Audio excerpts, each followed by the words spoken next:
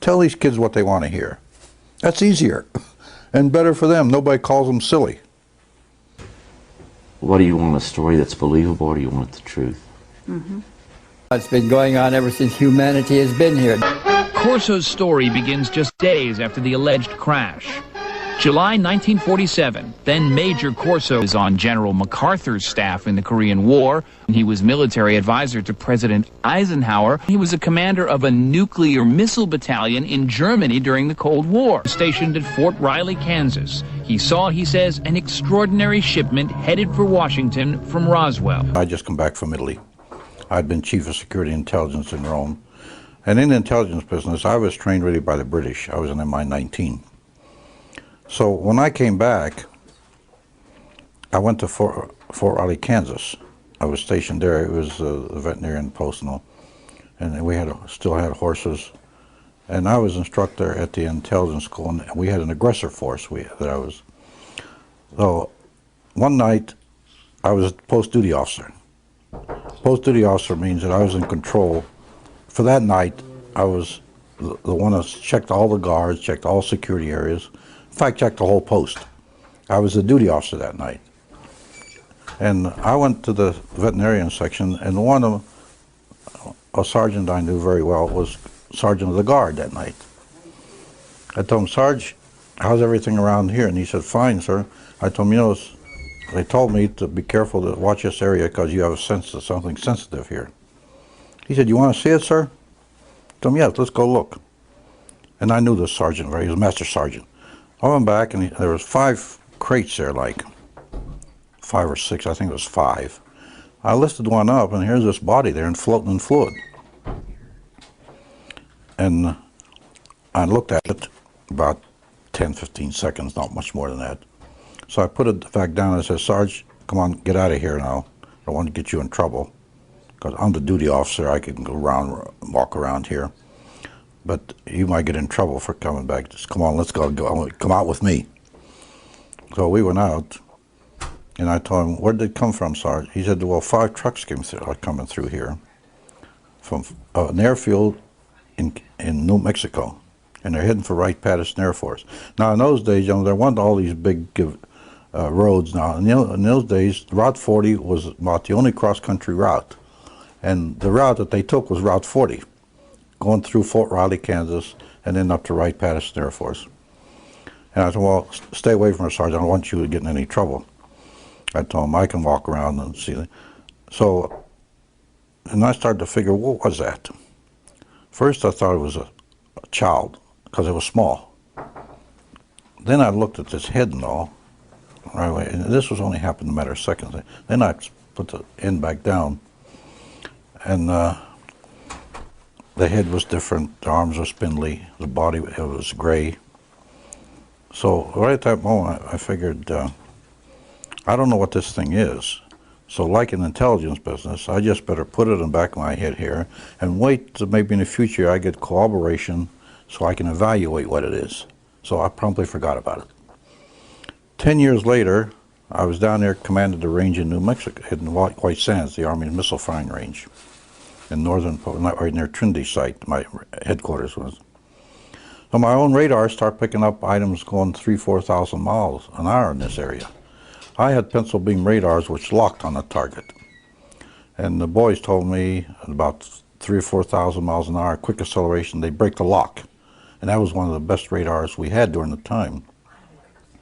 So every time that would happen, once I notified our headquarters, they said, oh, forget it, we're not interested. So I figured I won't tell them anything anymore.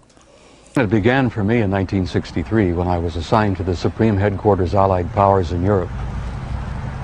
I arrived in the summer of '63 and I was assigned to the Operations Division.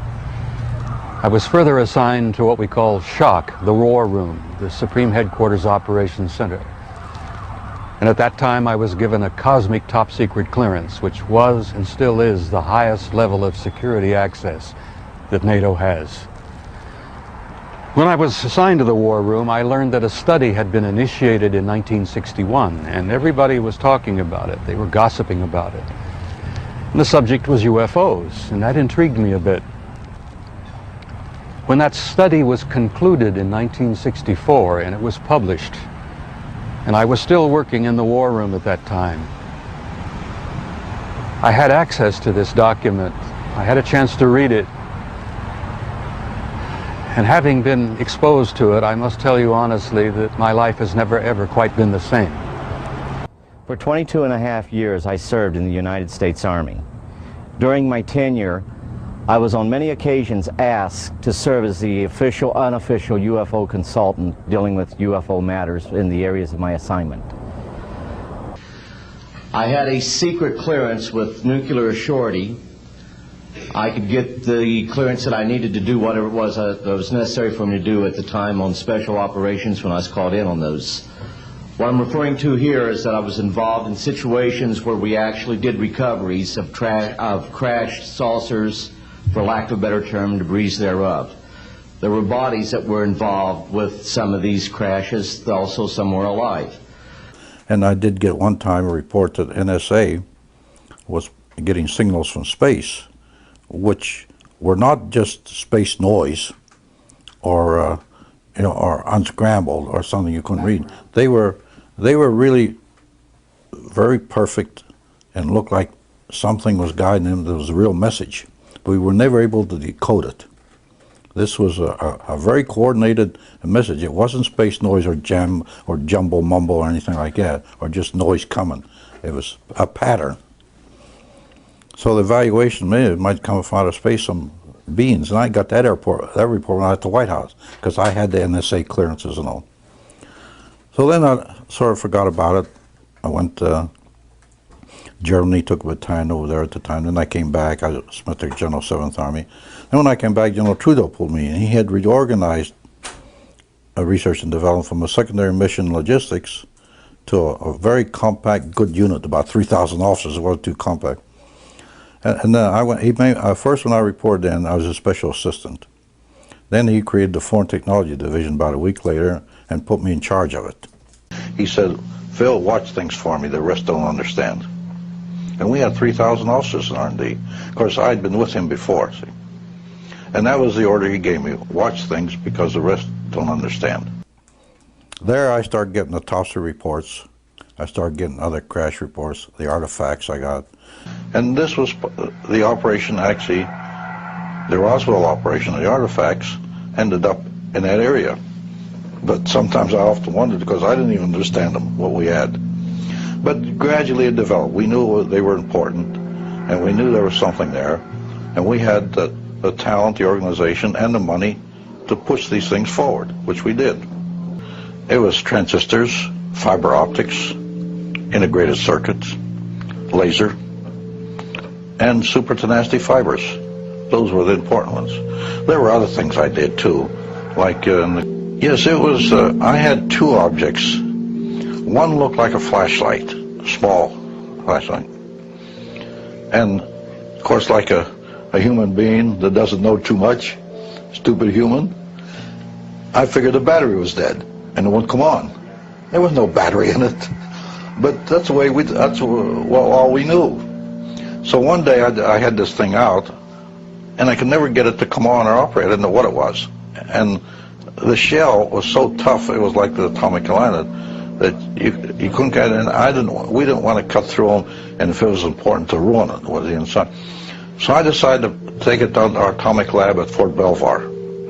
We had our atomic laboratory that's made the atomic engine, and the portable atomics that went to McMurdo were made at Fort Belvoir. And I went down there, since I knew most of them personally. It was our laboratory after all. And we tried this thing under long, low waves in radiation. Lo and behold, it came on. And here, it didn't have any battery like I thought the battery was. There was no such thing, but it came on. Fiber optics was the same thing. We didn't know what we had. I couldn't even tell if it was wires or what it was. Oh, night viewing device? Yes. Well, actually they're called image intensifiers. The simplest word is night viewing devices. That mostly, they came from, we used two sources. One was the German infrared, which was pretty good, and the other was the eyelid of the extraterrestrial. These extraterrestrials can see in the dark. Actually, the eyelid was a light collector, and behind it was, we made an item that collected rays and reinforced them. And that was the beginning of the night viewing device, or integrated imaging devices, we call them. The general's orders were go out and find people that are working in the direction of what we think these things are. And that's in the book. That's what my instructions were. So I found out at our own laboratories and universities.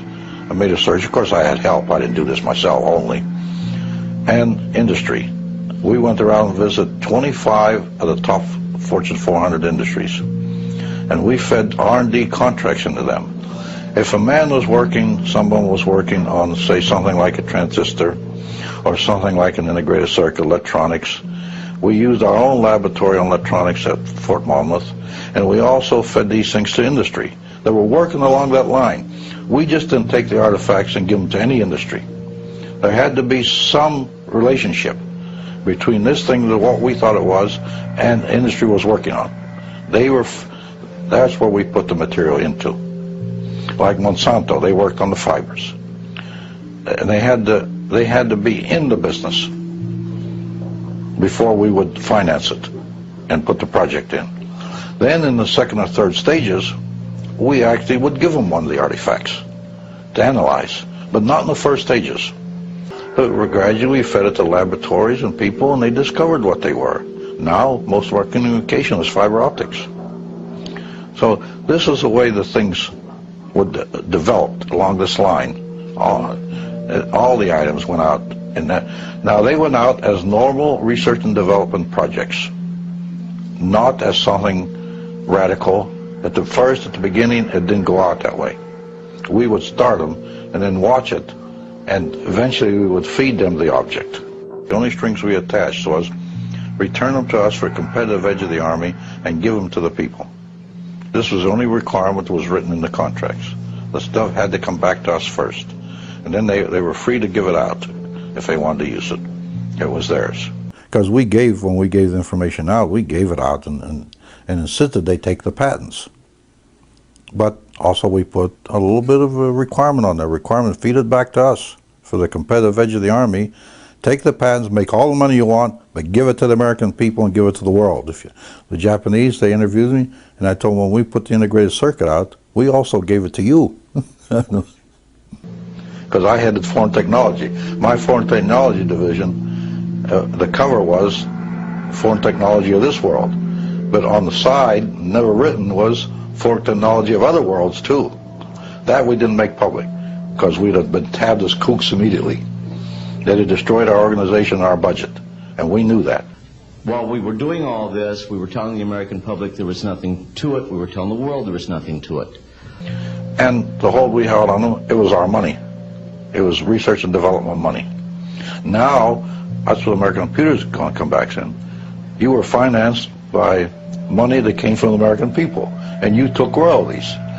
Let them fight it out, though. That's what they're fighting it out now. And if they want to fight, let them fight. We accomplished our mission. The integrated circuit turned into a supercomputer in 30 years. But the whole situation is, we've set back, we've told the American people that there's no such thing as UFOs. I've been involved where we have recovered these objects. We know them to be of extraterrestrials. In 1969, I had an event that happened to me while I was stationed at Fort Lee, Virginia. We went to Indiantown Gap, Pennsylvania. That would be my first exposure to any time that we would be recovering an unidentified flying object. When we went there, we already had people that was already in the facility. We were a backup team, which was supposed to be MBC, because there was supposed to be some nuclear materials that was on board this craft. Later on, most people involved were to be told that there was nothing on board it. It was nothing more than just a crash of one of our aircraft. I know better, because I was one of the people that approached it with a Geiger counter to get surface readings. I was the first person to go ahead and see that there were bodies on it. That would be the first of approximately 12 events. UFO crashes are not events that take place every day. They're rare. I know we're not alone in the universe. I know that the absence of evidence is not evidence of absence. It's evidence that has been denied to the American people.